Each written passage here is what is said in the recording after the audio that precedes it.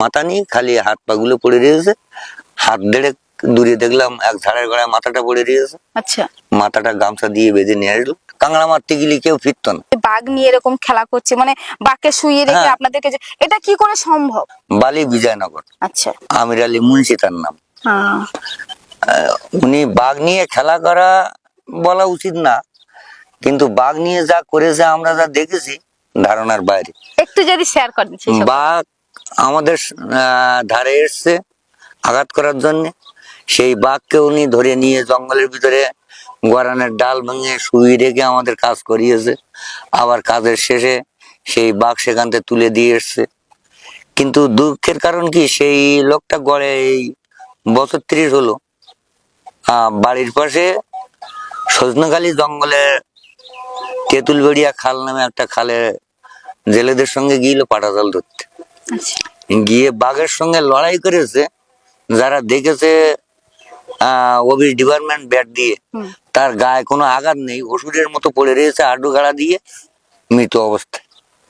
কি করে, মানে বাঘের সঙ্গে লড়াই করে?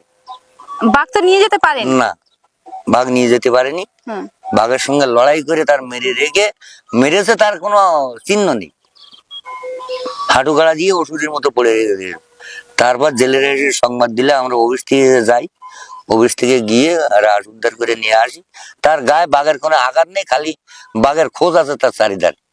মানে গায়ে কোনো আঘাত নেই? কোনো আঘাত নেই। তাহলে এর থেকে আমরা বুঝবো নিশ্চয়ই এটা কোনো বাঘের যাই হোক হয়নি, বা যেটা তবু বাঘ আকৃতি, যখন বাঘই বলতে হবে বাঘের রূপ। আর ওই লোকের কাছ থেকে কিছু তথ্য আমার নেওয়া, তাই নিয়ে জঙ্গল করে আজকের গড়ে এই 50-56 বছর গুরুর কৃপায়, সে আল্লাহর আশীর্বাদে। আচ্ছা, একটা কথা জানতে চাইবো, ওই যে ওনার কথা যে বললেন যে বাঘ নিয়ে এরকম খেলা করছে, মানে বাঘকে শুইয়ে রেখে আপনাদেরকে এটা কি করে সম্ভব? তা বলতে পারবো না। কি করে করতেন উনি, মানে ওনার মন্ত্রতন্ত্র দিয়ে করতেন।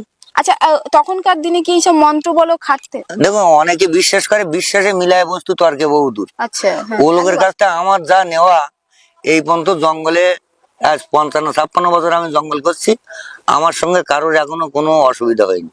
কিন্তু বহু লোক জঙ্গলে অ্যাক্সিডেন্ট হলে তারা না ছাড়িয়ে আনতে পেরে অফিস থেকে আমার পর্যন্ত নিয়ে যায়, নিয়ে গিয়ে যাক রাস্তার গুলো ছাড়িয়ে এনে দেই।